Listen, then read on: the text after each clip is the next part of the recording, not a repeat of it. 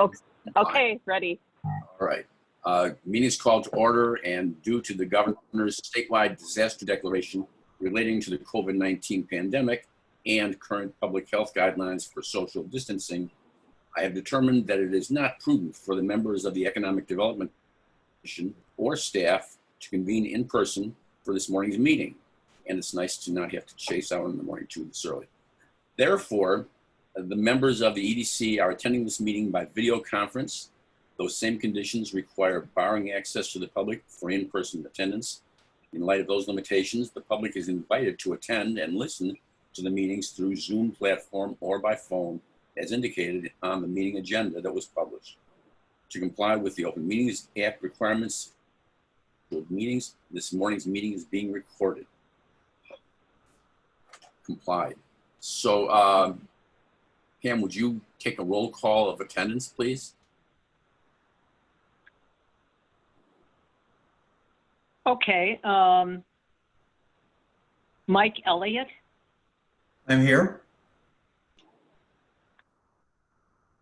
Jay Levin,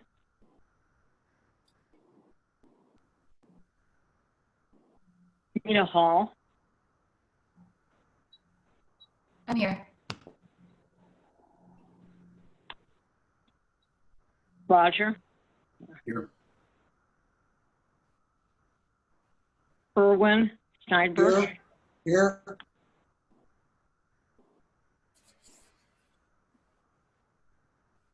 okay, anyone else in attendance? Village President Jacobs here. I can only be here for the first half hour. Okay. Rita O'Connor, I'm here. Rita, okay, thank you very much. Mike Sorletto's on too.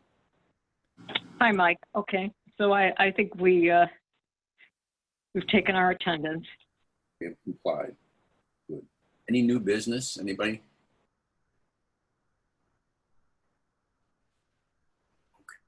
Okay, then the first item on the agenda is a report back about what's going on with the International Council of Shopping Centers. I think there was a meeting or something like that, or some activity.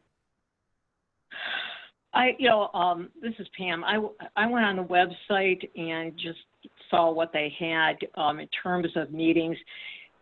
There is a seminar, a virtual seminar on retail site selection trends, and the webinar will take place August 26th at 2 o'clock. And it is complimentary for ICSC members. So I don't know, I may go on there and see if I can try to attend. I'm hopeful that I can use, Denise, I'll check with you, the Long Grove membership on that. Good. Yeah, that could be interesting. Nina, that might be something interesting for you too. You know, this ICSC seminar, virtual seminar on retail site selection trends. And as I say, it's August 26th at 2 o'clock. And it's complimentary for ICSC members. So I'm going to try to use our Long Grove membership. But I don't know how many of us can do that, Denise. I guess we could try to find out. Pam,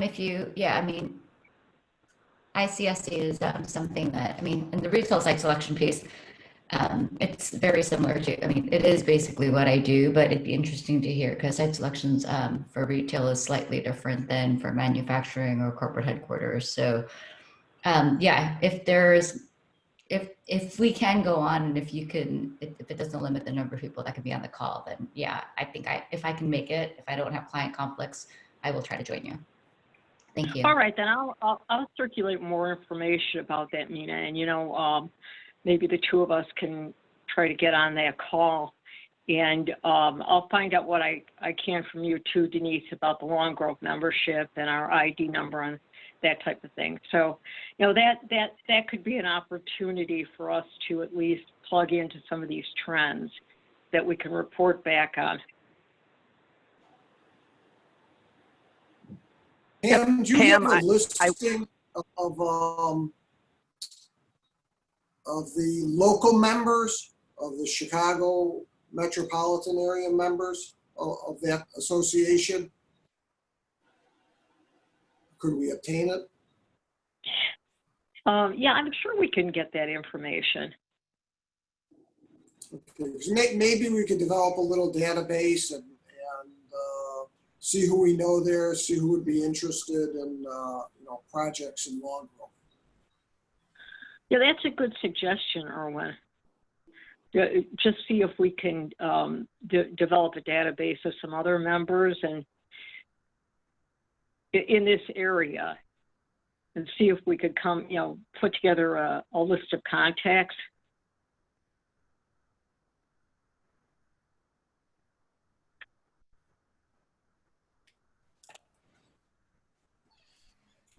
So this is something we want to keep on our agenda, obviously, because it's, the more we're educated about development trends, the more we can either sound when we talk to people or give better help. So I think that's really good to have at least Pam and maybe somebody else have their ear to the computer on that seminar. That's a good idea. Yeah, I mean, Mina's perfect for it because it's, so, we'll see what we can find out, and we'll circulate some information on that. And, if your schedule warrants it, Mina, that would be great. If you could also be on. Yep. We'll try for it. Next item is Lake Partners. Initially, it was on keeping track of who's talking to them and what's going on with Lake County Partners. Anybody want to jump in with that?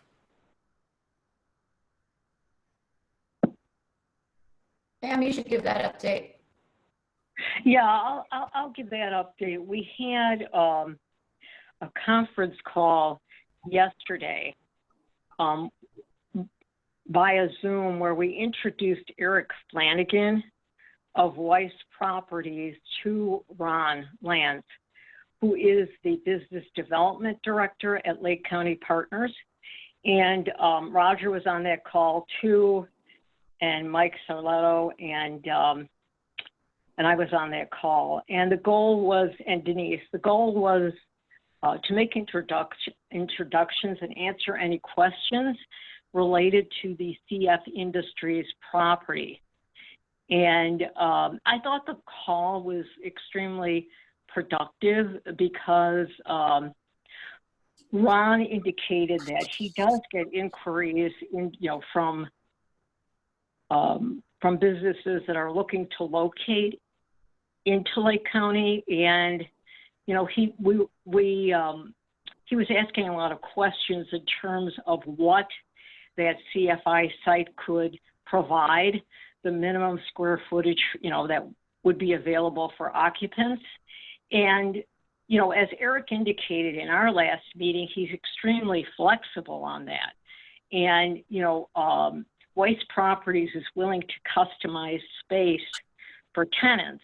So I think, making that introduction to Lake County Partners was really very valuable. I'm sure you agree, Mike and Roger, because, it seemed like now that site is on Lake County Partners' radar, and,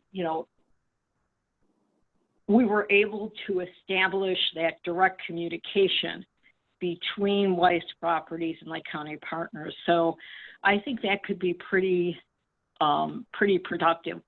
We talked about things on the meeting like, what the vision was that Weiss Properties had. And we talked about the fact that it was similar to Innovation Park as an example of what they were willing to do, to be creative on how they would be willing to divide up the space, and even with respect to zoning changes, that they would even be willing to work on that if that was necessary. I mean, the space, I believe, is zoned office, so I don't think there would be much that needs to be done, but I don't know if there's any sort of research and development opportunities out there. It could be that a zoning modification would be required, but there was an indication that they would be willing to do that too. And the one thing the one caveat that I got from the conversation was that Ron was looking for sort of a timeline in terms of when space could be completed for any potential tenant. Because I got the thought that if they wanted to recommend the space, they wanted to have an established timeline. And, I know that Weiss Properties will do everything they can to accommodate that, but there is still a lot of pre-preparation that's going to be needed to develop that property before they can start building out space. So it's something I guess they're going to have to work out, but I think it was a very productive discussion. What do you think, Mike? Yeah, I would add a couple of things. I think the timeline that Eric provided was a 2-month time frame to get to plain vanilla box status, which helped Ron.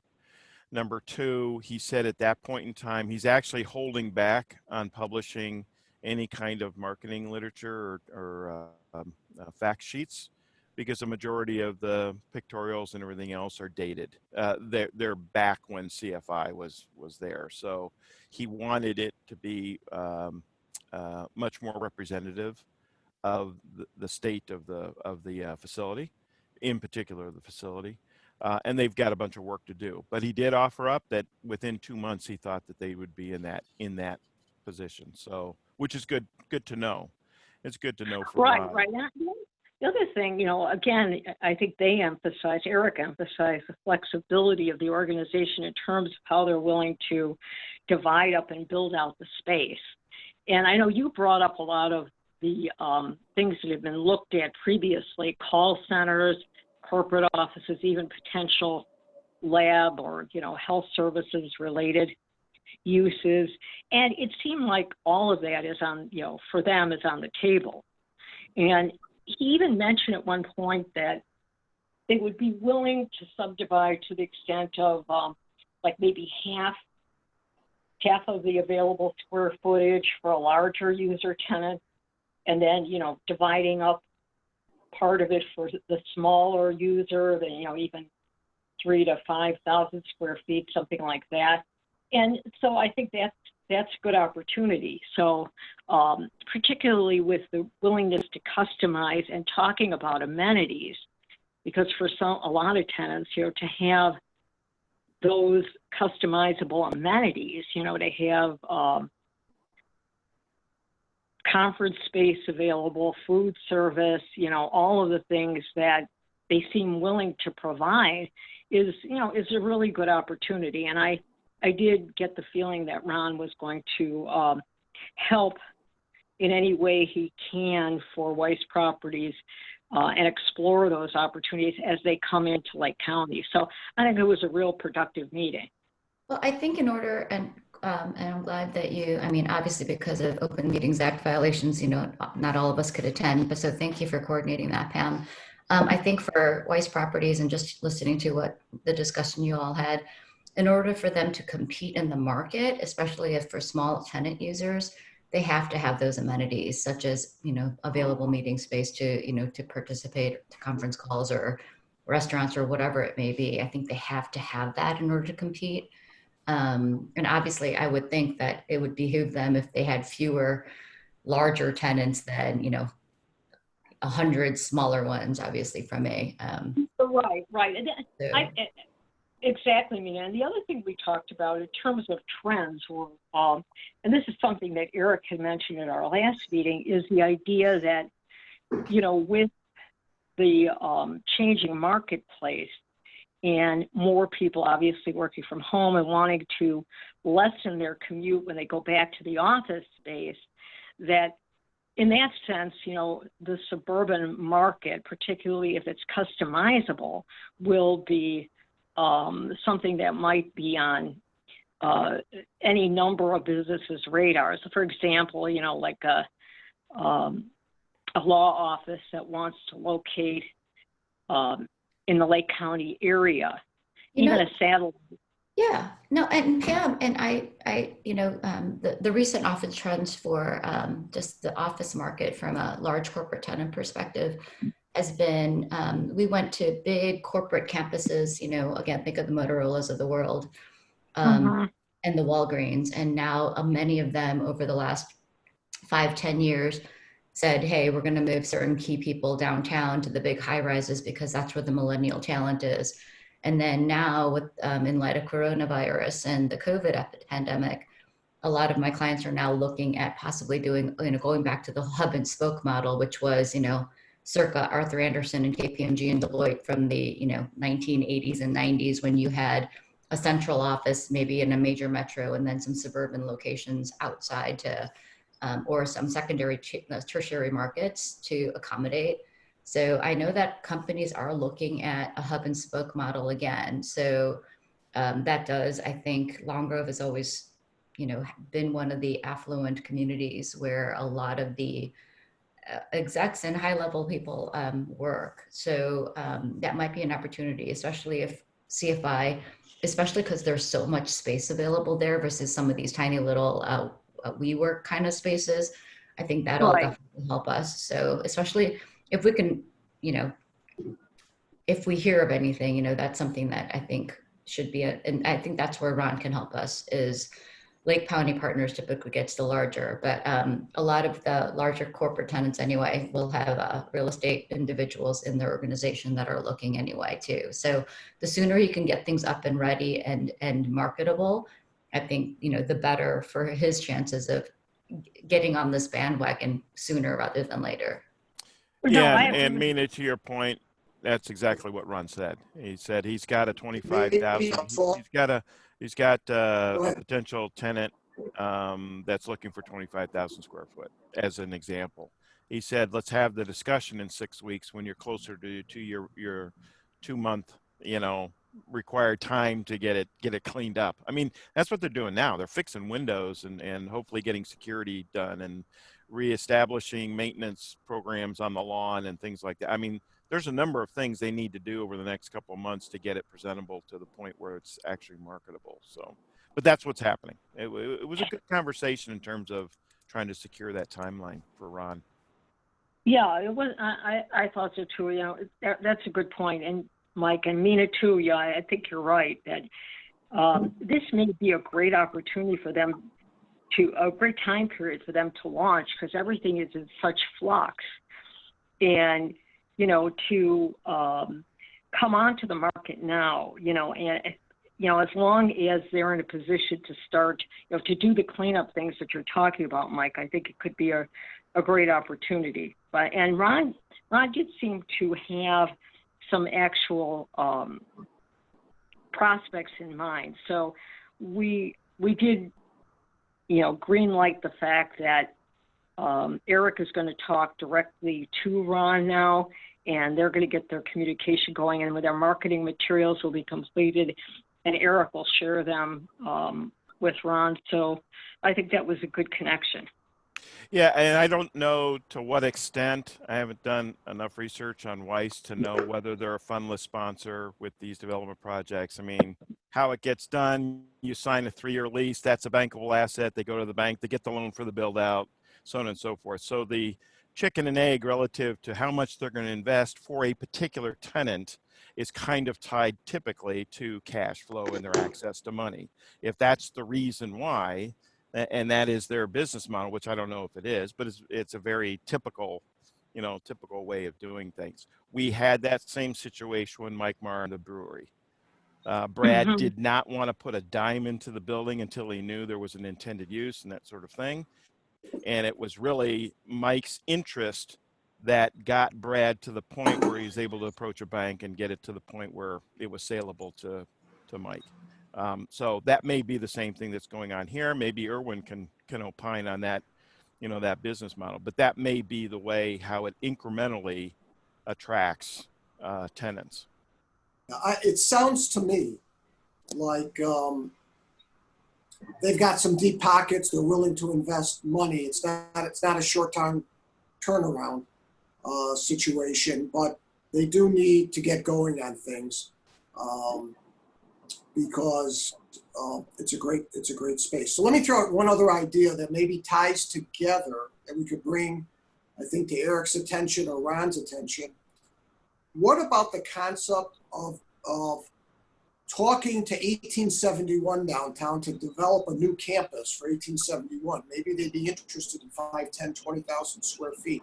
Long Grove would be a great place for that. Plus, we've got all the amenities, restaurants, and it would just bring us to a different level and that property to a different level. So maybe someone should reach out. Maybe it's Ron, 1871, which is in the merchandise mart, and maybe it's a trend, 1871 Northwest, or some innovation center that would be interested in Long Grove. Been there.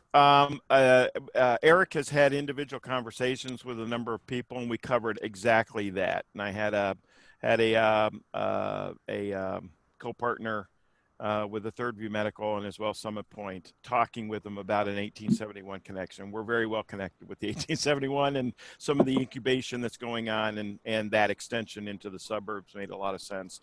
That's when we got into the two biotech potential skunk works operations for larger concerns here in the Chicagoland area. They're looking at the time, this is going back 4 or 5 years ago, but they were looking for close to home office but tucked away, where they could co-locate those operations. So yeah, we did address 1871 in my conversation with them, Erwin. But that's a great point, something to revisit again. So my question is, what else could we do to help Weiss Properties in that? I think we've done a lot with having a presentation to the EDC, working with Lake County partners. I think this is just. I wanted to talk about this particular bit of work that's been done now and using it as a model or discussing whether it should be a model. We could have easily just given the phone number for Ron Lentz to Eric Flanagan, being we're done. And that might have accomplished the same thing. But to have the meeting with at least 2 of us there and Mike there and listening, one, it was an educational opportunity for EDC people to understand what goes on. It's what I heard was what a typical developer would say at this point in time. I suspect what Mike would say too, but to the extent that it was new and people learn more about how developers think and work, that makes us better poised to help out, I think. And 2, I think there's a lot of value added to our continuing to be at least be involved in these contexts as new people come and say we're interested, and rather than just sending them out to Ron Lentz saying, let us set up a conference call. Reaction? Well, how we ended, I think the matchmaking, both appreciated it, Eric and Ron. And number 2, when it came down to next steps and that sort of thing, we tried to be very clear that, hey, don't let the village hold you guys up. I mean, if you need to pursue things, talk about things, potential tenants, tours, whatever, that, the village is not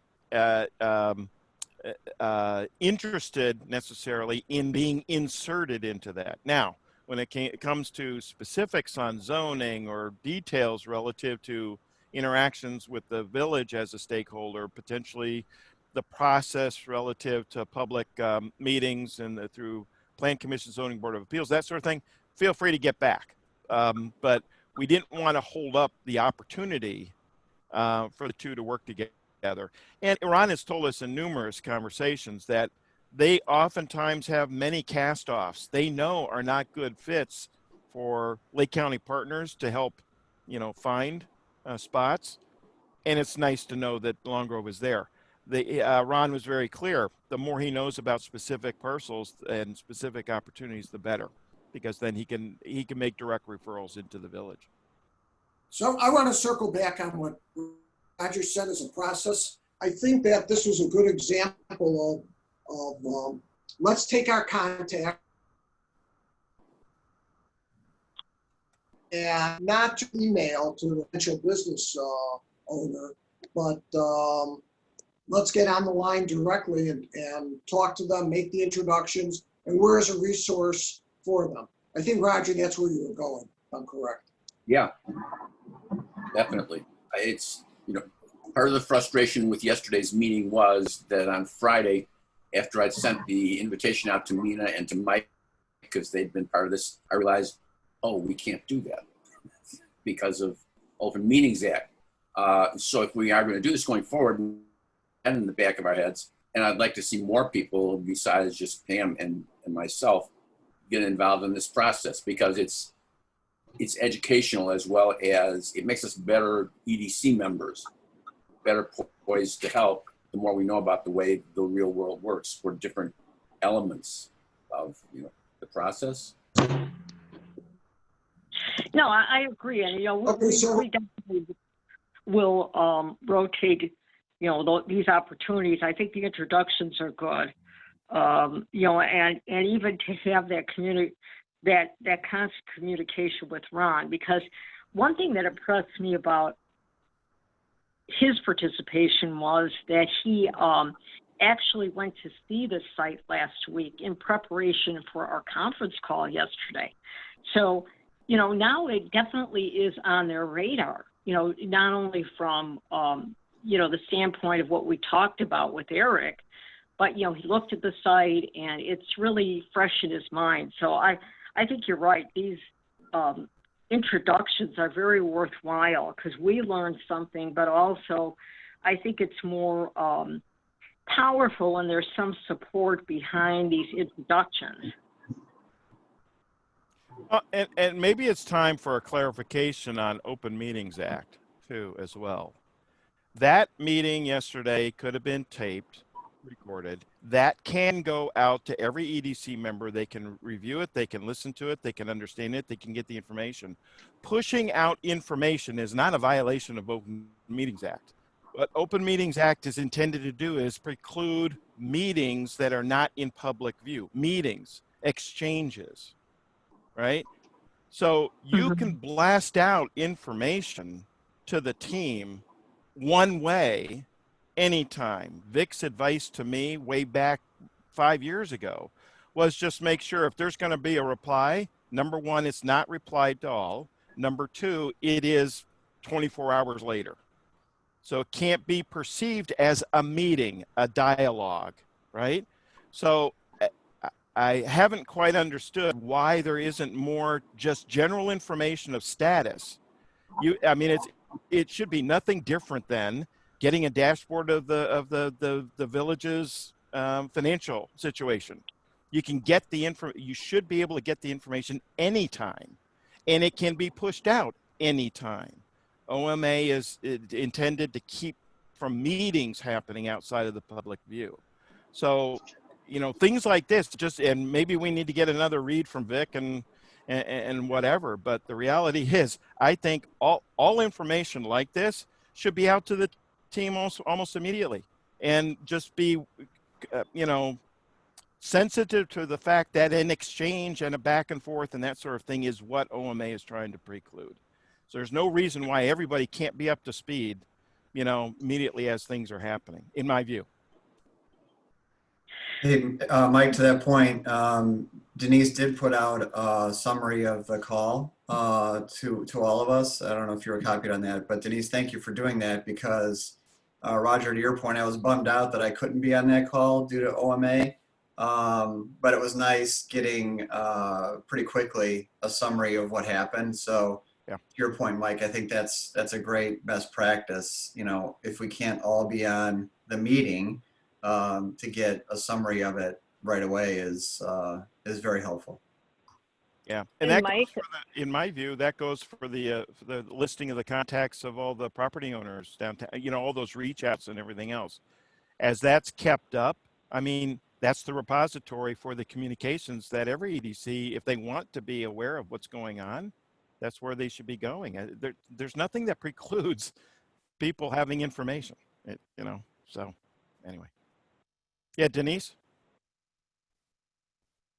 Oh, I was just going to say, maybe we can discuss, because now we have kind of a place for storage. We have a YouTube channel that we can put any of those recordings. I know we need to probably, yeah, like you said, talk with Vic about what types of things that, you know, I believe now because of the OMA, the mandates about recording, I know those were specifically for meetings. So maybe just to find out more information about recording other things, but now we do have a space for them and they would be easily, you know, easily accessible. Yeah. And I think that would definitely help Roger's process point, because the more people on the EDC are aware of what's going on, they're going to have suggestions on how to institutionalize a lot of the things that you're trying to do. It's a frustration. I have a particular problem with it because I actually did the legal research over the weekend, read Attorney General's opinions, read Supreme Court decisions, have my own opinions about what the OMA actually means, and they're not the same as what I'm being you have to comply with. But I'm not the village's attorney, and I'm not going to put my opinions in the mess. If we feel, I think more than one of us do, that we should have a little more latitude to have synchronous discussion, then let's bring it up with the attorney, see what they say. Yep. You know, anybody object to my putting together a memo and circulating it to everybody saying we think that we should be able to do this? And Just make sure it's not a Well, I think violation of the Open Meetings Act. Yeah, I think we should. I think that's good, Roger. Yeah, I think I'd be in favor of that. Yeah. Please let us talk letter to you. All right. Next item on the agenda. Oh, Erwin. I know part of the answer here, but what's going on, Erwin, with banks and whatnot? Okay, so let me give you an update. I started to develop a list of lawyers, and Roger was so nice, he's going to send me the Sullivan's directory so I can pick out some additional lawyers who are in the Long Grove and surrounding suburbs. And I'd like to do the same thing with bankers, except I don't have a list of bankers. Lake County Partners gave me a few. So if anyone on the committee has any local bankers that they've dealt with or would be good for referral sources to Long Grove, please. The Illinois Department of Finance used to have a banking directory that they published. It was a fairly small pamphlet type book. I don't know if they still have that or if it's there. Roger, say again, who has that? The Illinois Department of Finance, the Illinois agency that regulates banks. Oh, okay. I could try to obtain it then. So anyway, so I'm starting to develop the list, and then I've drafted a basic letter. It'll go out as an email, so I'll need the emails also. That Denise, if it's okay with you, I'd like you to look at it and just edit it. Sounds good. 5 paragraphs, really pointing them to our website. We want to keep pointing them to our website and introducing the EDC and Long Grove to them. So that's where I'm at. Hopefully, Denise, I'll have something to you in the next 3-4 days. You can look at, edit it, get it approved by the proper authorities, and then we could go over that in the next at the next meeting. And in the meantime, I'll develop the data. You know, Erwin, another thought to consider is I know our HOA banks with PNC right in Long Grove, and we moved it to PNC when PNC came into town. But what you may want to do is send out a quick note to the 35 or 40 HOA presidents to find out where they bank as an HOA, because that's a logical connection. I mean, you already got, HOA accounts that may be residents, so you got a little leverage with some of the discussions that you might have there too. Great idea. So where do I get the HOA list? Does anyone know? Denise The should village- be able to get Yep, you. Yep, I can get you those. We have a Okay. whole list. If you kind of develop what you want to say, we can shoot that out to the HOA president. Oh, that's Okay, great. Great. And then I thought not only an initial letter, but maybe something every 6 months, an email every 6 months, just as an update. Yeah, you're absolutely right. Or one time is not enough. It's got to be developed as a constant. Hey, we're here, and you need something. Blah blah blah. Great move. Right, correct. Good progress. Any comments on the approach?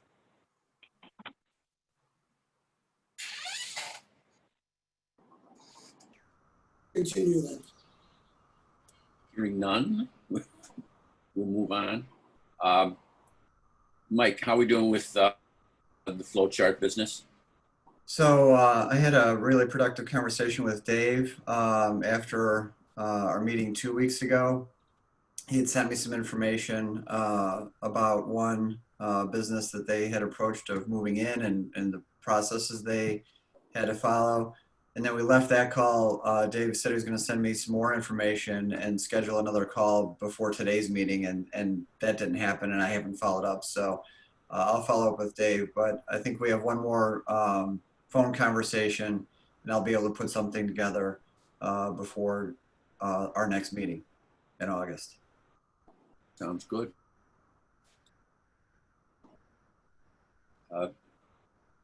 The last item about reports on pathways was, it was more, we were going to talk about what's going on with grants, because grants, everybody seems to agree, are a good way to get money to develop the village. Trustee O'Connor, anybody have any thoughts, comments? I continue to do more.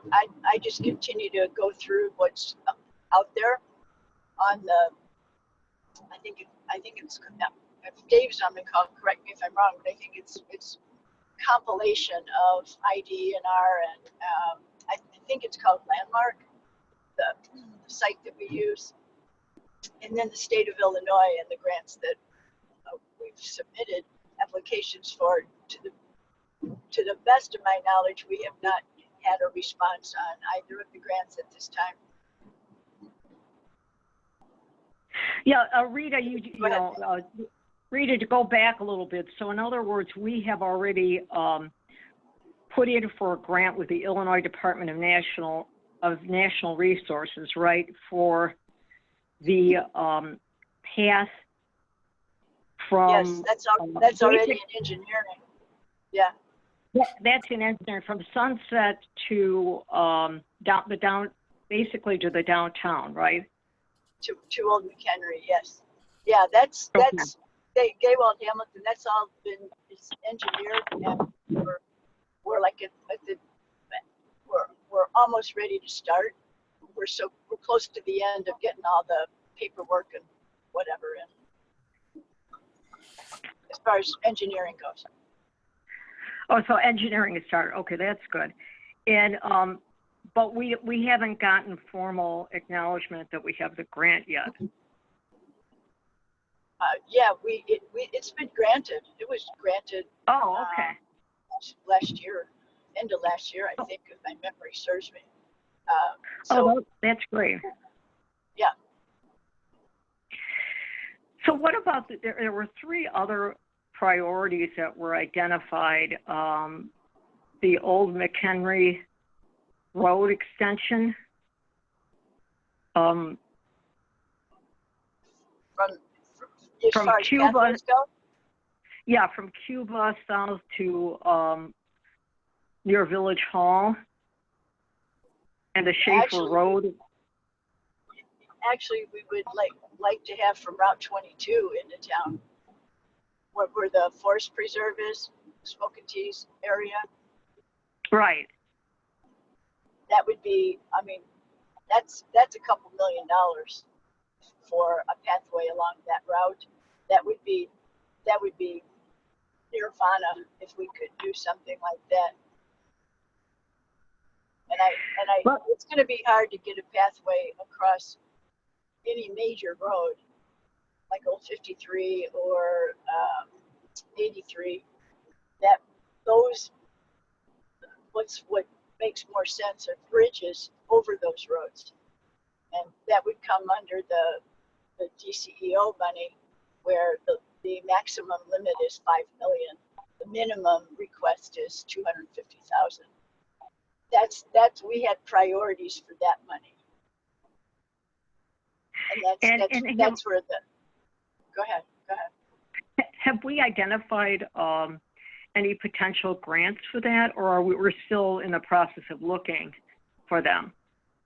We're still looking for those would be a major coup.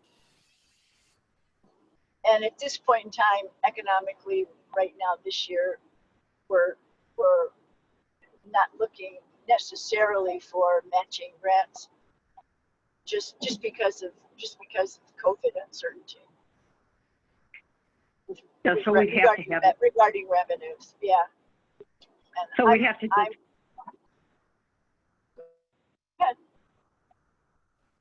So we'd be limited to non-matching grants, and that's what we would have to identify for that then. At this time, yes, that seems to be the thinking on the board. And forgive me if I sound a little distended. I'm driving right now, so I'm a little distracted. Actually, I'm just trying to stay just a little above the speed limit. So, I don't want to add to any distracted driving, but yeah, anyway, I don't think you want a sentence that has both the word driving and distracted in the same sentence. There. Right. No sentences like that. No.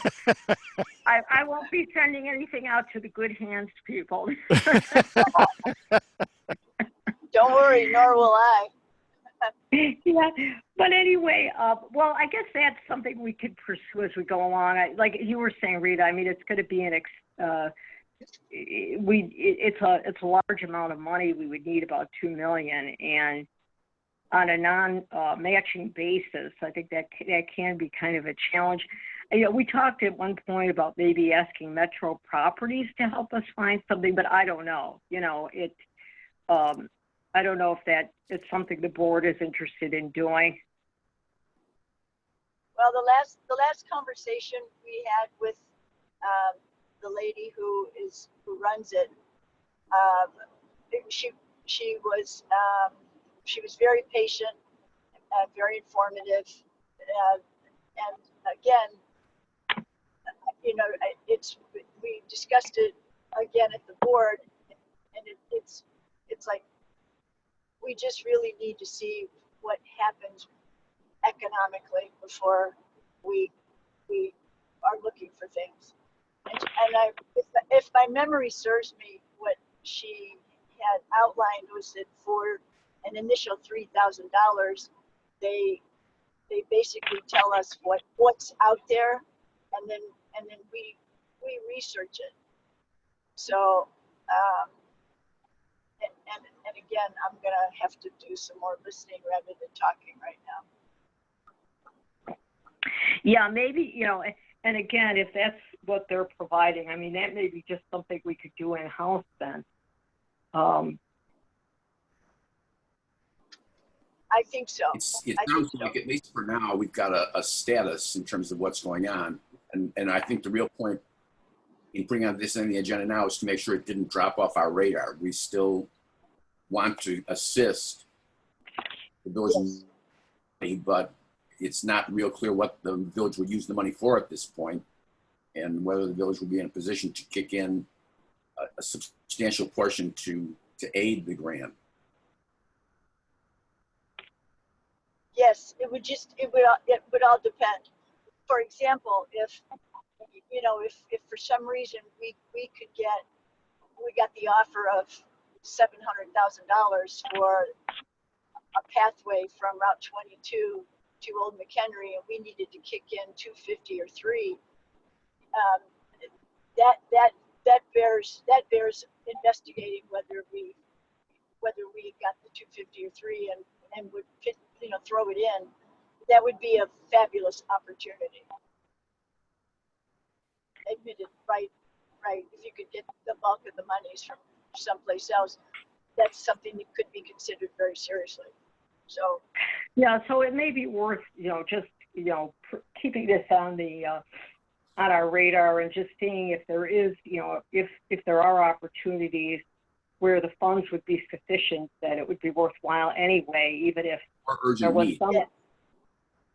some element of matching, so we don't completely, if it's a good opportunity, that we don't miss it. So, yeah, I think that's something we should just, keep talking about, Roger. And we also have several of our paths that need connectors. So it doesn't have to be, the offer of $500,000 or $750,000. Frequently, 100,000, 200,000, we could connect to existing paths with monies like that. Okay, that's good to know.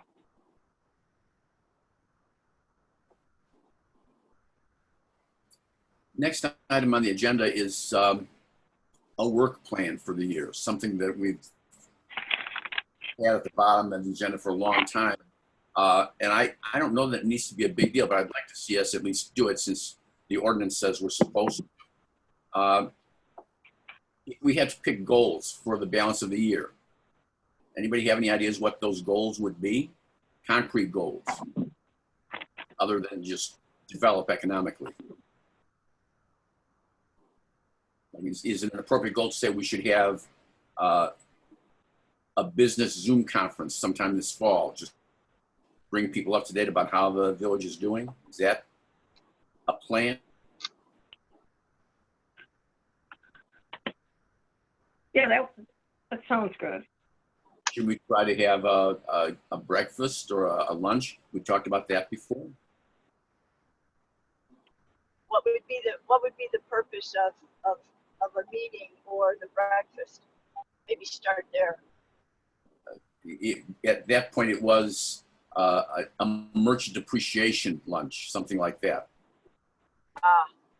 Didn't we talk about doing kind of more like informational quarterly breakfast just so people can interact and talk to each other versus at this point, I mean, I don't think we can, I don't know if we're all going to be back in lockdown again, in which case it's going to be virtual regardless, probably. But I think when we were talking to the initial, when we were doing our initial outreach program to the community, to the 100 businesses, isn't that what we were talking about?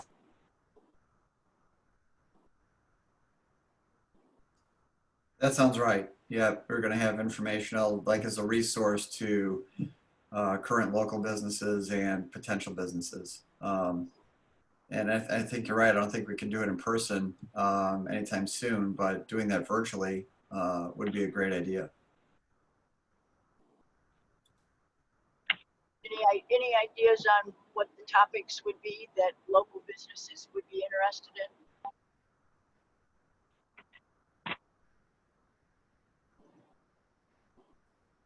Looks like we lost Roger. I'll wait for Roger to get back and give you my 2 cents on that, of having an educational program. Like, I could just repeat it when Roger gets back on. We tried with the webinars. All the businesses have professionals that they're dealing with, whether there's lawyers, accountants, associations they're involved in. And these people have a lot more resources than we could give them. If we're going to do something in person, it's nice we can't even shake hands to say hello to everyone, but what value are we going to provide? I think I would recommend that we just have some more communication with them in our village newsletter, maybe a column about the EDC every month that it comes out. I don't think we're going to have a great impact by having a breakfast or a get together, or even a virtual Zoom. That's my opinion. I think they've got so many other resources and so many emails they're getting about how to help their business that I think I'd rather spend time on figure out how to communicate it with them as a goal periodically. Maybe a column in our newsletter about the EDC, maybe some email blasts. That would be my thought. It may be beneficial to just recap and revisit. We've had a number over the last, 5, 6, 7, 8 months discussions relative to focus planning, that sort of thing. What strikes me is, there were 4 basic areas: communications, transportation, funding and financing, and this welcome packet. And so maybe what would be useful is, rather than plowing new ground, a lot of this ground we've plowed, that and maybe it's a matter of pulling all that together and tweaking it for the next 11-month time period. Typically, the plan is put in place coincident with the budget, which is usually the April-May timeframe, number one. Number two, the work plan is one of the uses of the work plan is to support any kind of funding request as a line item in the budget. So, for example, the things like metro strategies, that sort of thing, you want those sorts of initiatives that need some kind of resource or coordination with the village to make sure that they're in a work plan of some sort. So, so the funding is part of it. But in terms of topics, I think there, as I recall, there are 4 or 5 broader topics, and then within that we had some specific things. For example, in the funding finance area, we had the welcome packet for new businesses, we had the opportunity funnel, and the third thing was the grant. In the I think we've covered a lot of this ground relative to what would be in a work plan. Maybe it's a matter of taking all that information and consolidating it into a very concise half-page, 3/4 page. Here's what we're going to be focused on over the next 11.5 months until the next planning cycle. Just a thought. I have an idea. What if you had a quarterly interview of a Long Grove resident who owns a business, who could, through an interview process, tell his story or her story? How did you do it? What was it like in the beginning? How did you build? What's your biggest challenge today? Would other business owners maybe find something like that interesting?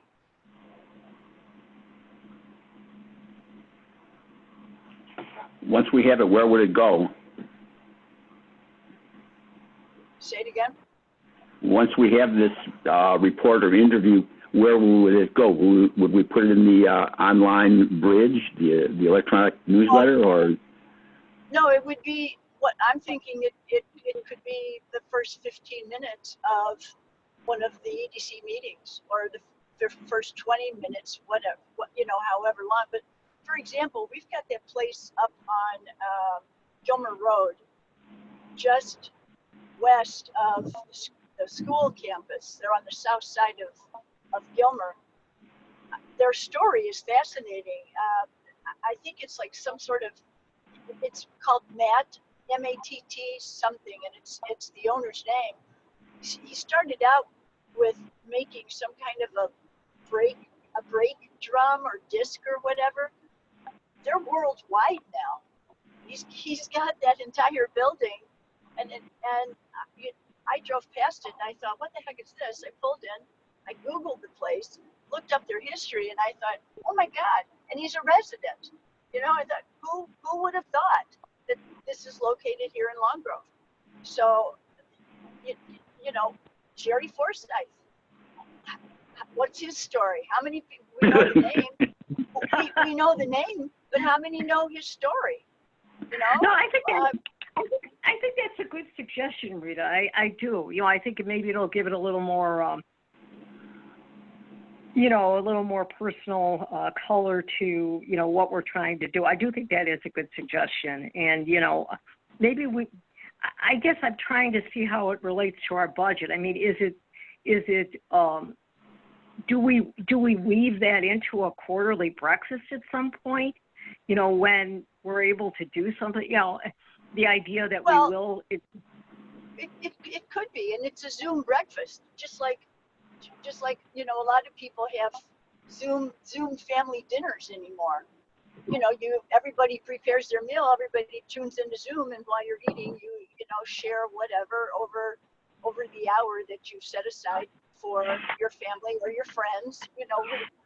We have Zoom cocktail hours with friends, and nobody's driving, and those turn out pretty fun. So, you know, you could have a Zoom breakfast where everybody just has their own, you know, croissant or scrambled eggs or whatever, but the interview is aired at breakfast time. They can tune in, and it's just part of, you know, a piece that you do maybe quarterly on, you know, ideas on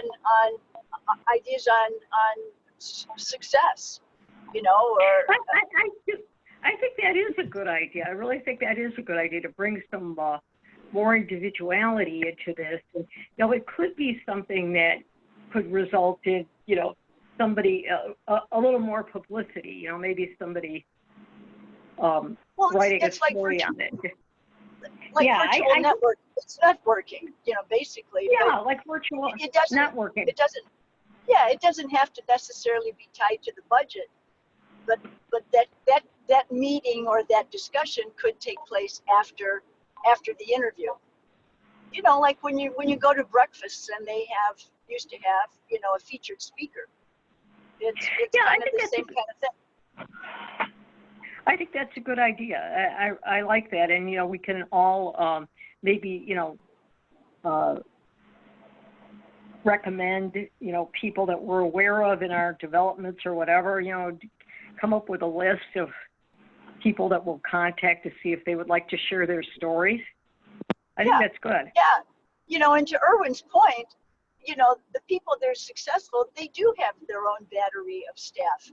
They're not looking to us necessarily for technical information, but we could still make a connection with them, and you know, you meet a neighbor, you meet a successful person, and it's like, you know, hey, cool, how'd you do it? Right. Oh, that's good. I think we should add that to the work plan. I think that's a good idea. Give us a chance to spotlight some of the, and you know, even the idea of someone like Matt, you know, if we could get more information on that, or and Jerry Forsyth as a way maybe of bringing these people in, and you know, and what about the McHughes? They've got that flower farm up there on Gilmer Road. They sell wildflower seeds all over the world, and they grow them in Long Grove. You know, and everybody thought they were into horses, and they still got horses, but the flower farm is very successful for them. I mean, we have these people throughout the village that who'd have thunk? And if you can, you know, call them up or contact them and say, we'd like to interview you. You know, 20 minutes, buy you breakfast, you know, blah blah blah. So let me try to get back to what Roger said from a work plan. So maybe, and Mike sort of mentioned some category before we get into action plans. Maybe the first one is to communicate, to increase the communication of the EDC for the Long Grove residents, which would include our mission statement. It would include in Long Grove. It would include communications maybe in our village newsletter. You know, here's the 3 or 4 action steps, but I think the first is, what is the EDC? Let's communicate and spread the word on the EDC, however you want to write it up. That would be number 1, okay? Because if we could get the village, businesses and individuals understanding more what we're trying to accomplish in our mission, I think that would be very important. And then we can have the specific action steps under that. I just mentioned a few of them, and a few of them came out. Mike, you said there were a couple of others that we already plowed through. I forgot. One was communications, transportation, funding and finance, which is the economic side of things, which included grants and a bunch of other, you know, specific action items. And then the welcome packet for new businesses, so that as we increase the opportunity funnel for businesses coming to Long Grove, we have a way to greet them and all that. It all got rolled into that. But I know there are documents out there, ladies and gentlemen, that we have produced. Several of them, at least 5, where we've tried to capture the the vision of EDC moving forward in a very tactical sort of way. So I think it's a matter of pulling it all together, refreshing it, making sure it's relevant to the next 11 months and moving on with that. I mean, you're doing the work anyway, right? So CFI, for example, on one of those development opportunities was one of them, showcasing specific properties on the website. So there were specific details developers could look at and quiz on. Networking on the various meetings, the restaurant thing, you know, that was in there too as well. So I think these documents exist. I think it's a matter of pulling it together and maybe getting something that everybody agrees on moving forward. I think they're on Google Docs. Some of them in the notebook that I've kept, but I agree, Mike. It's all redoing work we've done before, but let's reduce it to one document and then approve it by a vote and move on and report it out to the village. I'll volunteer myself to start a draft. And if anybody else wants in, I'd love to be able to circulate it in the next 2 weeks so that we can attach to the next agenda a proposed plan that probably. I'll help you with that, Roger. Okay. And if you'd like you know, historical perspective or otherwise, I have a very deep repository of documentation for EDC. So if you'd like some input, I'd be happy to comment on anything. Thank you. Oh, Mike, sure, that'd be how much of that's on the website or should be on the website? That was one thing, Rita, I was just going to say is I had just been starting thinking about kind of sprucing up the EDC, you know, area of the website of, you know, like adding our photos and then adding any information. Like, I think that would be fantastic information to have, like a document like that where it really just lays out what the EDC is doing. And, but if anybody has any other ideas of just to make that a really robust area of the website, you know, just to add anything that we want in there so that it is a really good way of communicating with residents. Yeah, as I recall, when we went to website 2.0, one of the features I wanted to make sure was in the contract was the ability to put together microsites so that each of the commissions, each of the, like an EDC, had the ability to craft a page, put their own links. Anybody that did an inquiry, for example, we want databases sitting behind that so that as people fill out forms, yeah, I'm looking for a space of 2,500 for a small coffee shop, whatever it might be, right? I'm just making that part up as I go. But the idea was if you had control of a microsite that was linked to the village website as part of the 2.0 plan, you could be directly in control of all that because everything's going to be, you know, electronically enabled, tech enabled. And the more part of the site can become self-service, meaning residents, business, prospective business, companies, finance, banking, all of those ideas, the more it can be a self-service portal, so to speak, the better, I think. And this website has all that capability, right? Yes, I was just going to say, we do already have an EDC microsite, and it does have kind of all those capabilities. There's already some things that, you know, as far as the sites that we have available, things like that, that we have on there. But one idea that I had was we have the capability, like maybe if there was an EDC member that wanted to sort of help be in charge of, you know, content and things like that, we could give that EDC member access to just that microsite where you could actually log in and, you know, work with, we could work together on, you know, actually adding things, and I could teach anybody, you know, you could get really good at website, you know, so let me know if there's anybody that would like to, you know, join me on that, because that would be, it's actually really fun. I mean, there's so many interesting things and capabilities that this website has, and Municode has turned out to be absolutely fantastic. they're amazing. So That's a tremendous suggestion. Denise, I'll raise my hand to help you with that. Beautiful. And then I also have a oh, question. that would be awesome. I have a question, more of an assumption. I'm assuming Lawn Grove doesn't have any type of marketing automation tool, like HubSpot or Marketo. We're not using any of that in conjunction with our website, are we? What is that, Mike? So HubSpot, Marketo, there's hundreds of others. They're marketing automation tools, and they help manage. So if anyone came to the village's website and requested information, it's a way to automatically respond to that, and then to notify either a village manager or EDC member that, hey, we had an inquiry on the website. It typically works with some type of customer relationship management software, which I'm sure we don't have, right?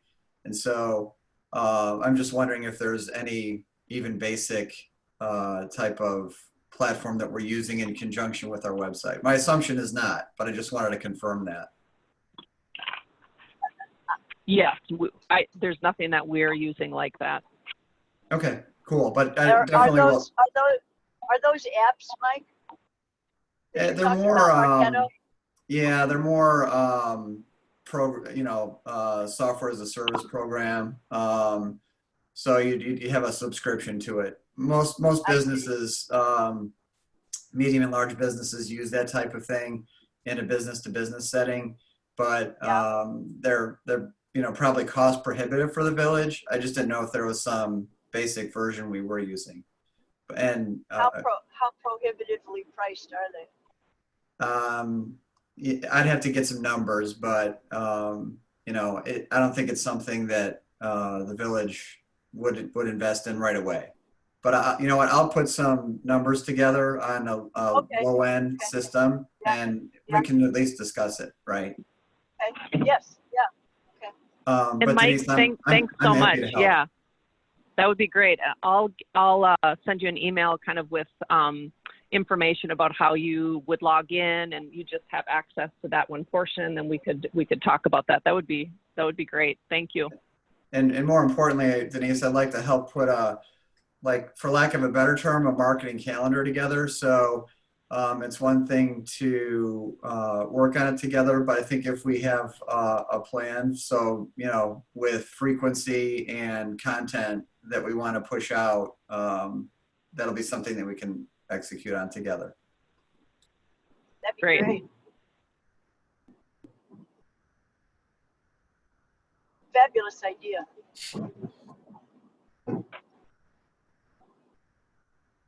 Mina made the comment, I think it was probably half a year ago, of how much progress is being made without even tracking it. Just keep track of the stuff that the team is accomplishing, because there's a lot that gets the whole response to the COVID and a series of 5 or 6 webinars that attempted to try to meet the need for key information, that sort of thing. Those are good things, folks. And I'm not saying take credit for a bunch of stuff, but it's important to understand you're working on some really important stuff, and it has been beneficial. And we really lose sight of what's in the rear view mirror, always focused on the front, which is okay. But the team has churned out a lot of really good stuff and has raised a lot of very good questions, I think, moving forward in EDC in the village. So you might want to just keep a running tab of the things that you're working on. Just a comment. Mike, I agree with you. And that's something that when we have our communication, again, whether it's in our newsletter, whether we're pushing out some information, let's talk about the things that we've done. We've accomplished a lot. That's a good idea. That's a very good idea. Well, and Keep one it thing out we there. could do is, I was thinking about, is to take sort of the action items that we have from each meeting, and I've been trying to kind of like keep track of like where we are with those things, but to even just like quarterly put those together, I could put those together so we have like, this is what we've accomplished, because we do have it all documented now. And and I just wanted to say, Rita, to your point, about, I absolutely love your idea of the highlighting businesses. And I really do think, I'm a part of the newsletter team. And I think that would be such an amazing thing to put in the e-newsletter also. Yeah, I'll work with you. I'll work with you on that, Denise. I like the idea of the newsletter, of your action items, which I do appreciate, and I've been weaving them into the minutes of working with you on this quarterly maybe newsletter, or just even, to make it part of the bridge, to highlight that the EDC is doing, on a monthly basis. I think is a great idea. And I do like that idea, Rita, too, of also highlighting a business, that we can, talk about like a success story, because that's really, I think, helpful to the whole, business community. And, that kind of relates to one of the projects that we did do during this time period was reaching out to all the businesses and getting to know them and to see how they were doing during this challenging time. And I think a lot of us, met people through, these contacts that, again, we can develop into stories, new businesses that were started and the challenges they were facing during this time period, I think would make very good copy and very good reporting for everyone. I know for myself, I talked with the owner of White Oak, the gourmet catering people who are near Joni's, on that in that little complex there. Yeah, it's Tom. Tom. Yeah, Tom and Lori. Yeah. Yeah, and he just was very upbeat, and it was a great conversation. And again, I think just as a startup business, to kind of highlight what he's doing, and it's a challenging time, but the things they were doing to keep themselves going during this time period, because I'm sure the original model of developing catering for different types of organizations would obviously work better if there were some more events,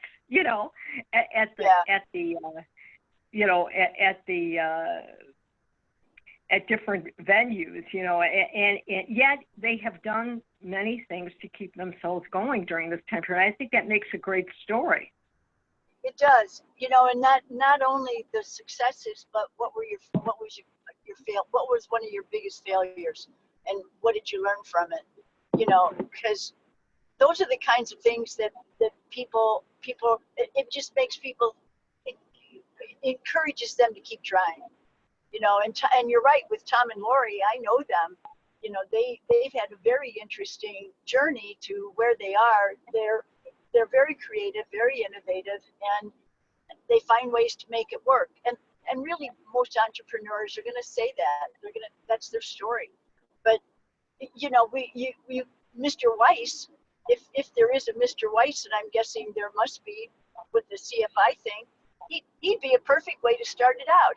He's a new neighbor, right? How'd you do this? How'd you grow? What compelled you? Blah blah blah blah blah. Cutler Hardware, the guys down there that provide uniforms. How have you stayed in business? You could have a round table of 2 or 3 longtime business owners. How did you make it last for as long as you have? There's just 1,000 things that I think people would tune in to listen to, and maybe we record it and they can tune in at any time, in the future. But meet your neighbors, meet your neighbors who are successful or not. Well, that would be mean. That sounds like you're not, but something along those lines. EDC could do a ton with that. It's similar to the showcased family on the cover of Long Grove Living every month. They feature a particular family. Well, yeah. I'm just saying, but the model is a highlighted business that you get a little more in-depth view into who they are and why they're there. Yes. Yeah. What's your story? And I think with the right questions, the right interviewing techniques, it would be fascinating. So I was I'll be interested. quiet. I'll be quiet now. The people Rita mentioned were not the little downtown shop owners. There were people who had business in Long Grove, but were thinking something just doing a little retail store. Those kind of stories, I think, would be very worth telling, making people rethink Sure. about this area and what might be made use of around here. I suspect that the McHughes collect a sales tax on the flowers that they sell, or the seeds. There's a little, an example of bringing a revenue-producing business and not doing the same kind of thing we've always done. Yes, and to your point regarding downtown, I'm sure that Miriam from oh, help me out, guys. What's the name of her store? The gift shop. Just Within reach. yes. She has a thriving business, and I'm sure she has a story to tell. And a lot of remote. Greg Yeah. from Long Grove Confectionery. What's his story? And Jesse with the dance studio. Lots of big, small, medium success stories. Rita, do you think it would be a good idea to have like a template for questions of what would be asked, so kind of it's consistent throughout? And if so, would anybody want to develop that? I think that well, I know someone who does this frequently at conventions and seminars and whatever's, because I know there's a science to it. So let me get the top 10 tips, because I think that some of the questions will be the same for each subject, human subject, but I think that people like to hear the human side of what makes them tick also, and there's a way to draw that out of people. Who's the interview talk show host who's Howard Stern? As crazy as you may think Howard Stern is, he is poetry in motion when he interviews people. It's amazing what he gets out of his subjects, and not that we're looking for those kinds of tell-all things, but I think there's a difference between a vibrant interview and just something like the audience knows you're going to ask these questions every time, blah blah blah kind of thing. So I'll get a list of top 10 tips. Sounds good. Sounds good. All right, so we're going to have a list for the next meeting. That's going to be our action plan, and it's going to be about 3/4 of a page, I think. Good. And we've got all these other ideas we're going to follow through on. Actually, one of your subjects could be Irwin. Irwin, you had a big CPA firm, right? Yes. So maybe you could tell your story. You can put it on the list. We'll see. Okay. We'll see where we get more impact. Maybe on the retail. Thank you for mentioning. Don't underestimate what you have to offer. Okay. Thank you. Irwin's got to finish up his earn-out provision in the sale, right? I'm done. Okay. I hit the numbers. Okay, so you're ready to go. Awesome. Item on the agenda is yes. I'm sorry. Go ahead, Kim. Oh no, I was just going to say, did we approve the minutes? I just didn't want to forget about that at some point. Approve the what? Approve the minutes. We haven't done that yet. Oh, no, Okay, I just wanted to make sure. Okay, good. I just wanted to say it before, I forgot. Yeah, no. There are minutes that were circulated from the meeting of July the 14th. Does anybody have any corrections or comments or additions or deletions? Hearing none, is there a motion to approve the minutes of the July 14th meeting? I'll move to approve the minutes of the July 14th meeting. Is there a second? I'll second it. All right, just to move things along, Commissioner Brown, aye or nay?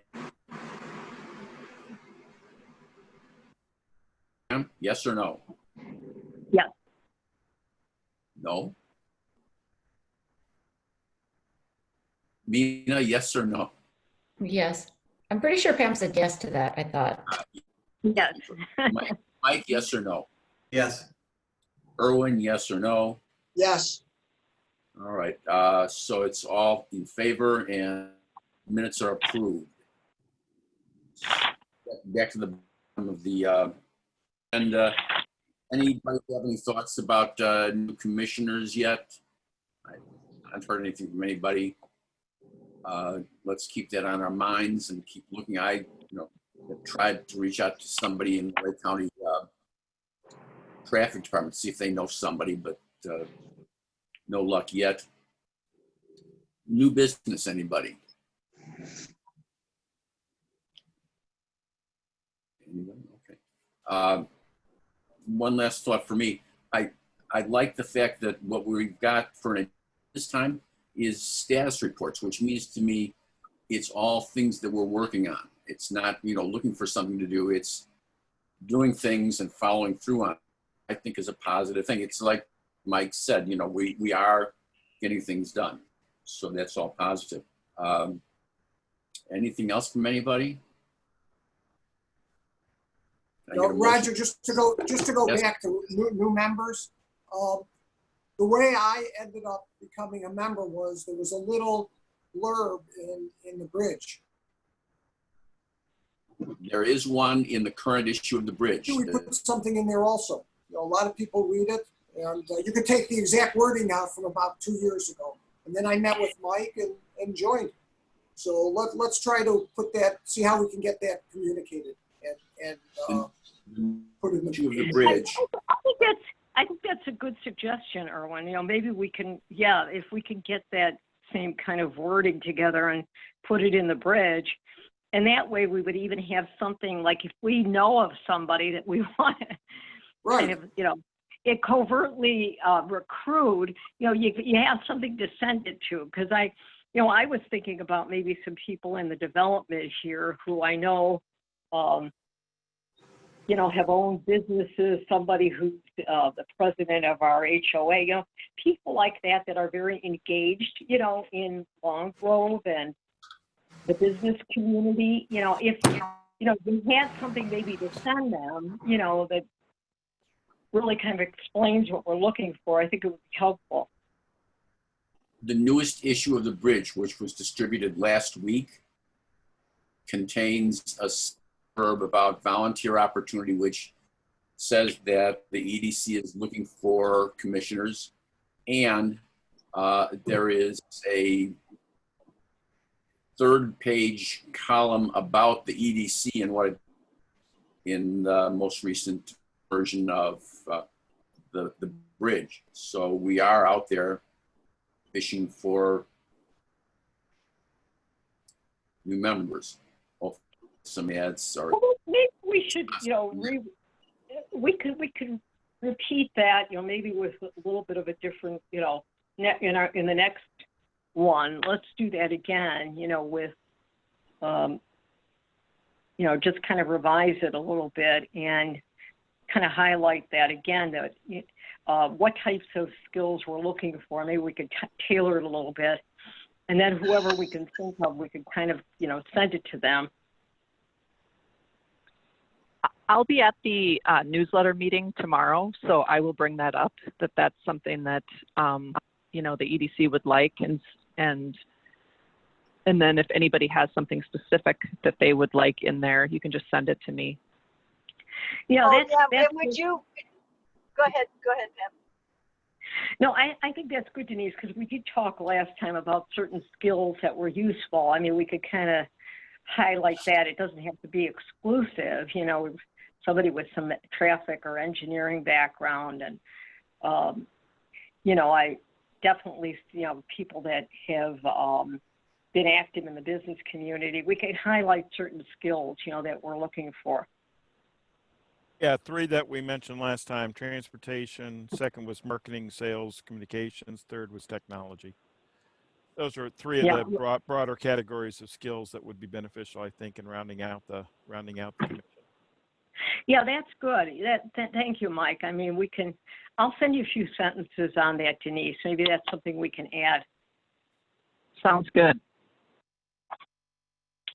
Yeah, plus they still haven't run the Long Grove's Hungry for Breakfast that we talked about 2 or 3 issues ago. Maybe nudge Bobby on that, will you, Denise? Looking for a Yes, restaurant. I will. Sounds good. Yeah, Actually, I like that. I think she nixed that for a blurb on the EDC. And I said you could combine the two, but by that time it was already too late for that particular issue. No, Okay. I think that's a great idea, Rita. You know, again, like what we're specifically looking for, if we can get it in there, and Yep. you know then again, it's something that you can use to blast out to someone, you know, who maybe you think they might be a good fit, you know. So I do like that. I think that's a good idea. Maybe each time we put something in about the EDC, we can also, you know, highlight something we're looking for. You know, we mentioned like right. last time, Yeah, bike shop. Yeah. Long Grove looking for cycling, or I'll think of something catchy. Right, That's a good right. one. You know, That's a good one, though. Yeah.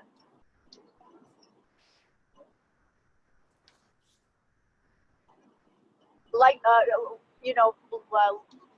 looking to pedal, trying to pedal. Right. I'll send you something. I'll be quiet now. But now that everybody's being quiet, John, can I get a motion to adjourn? Or do we want to sit here on the motion on the Zoom? So I moved. gotta I move I that gotta we go. adjourn the meeting. I'll second. Any opposed? Hearing no opposition, the meeting is adjourned. See y'all. Thank you all. have a good day, everyone. Bye. Thank you.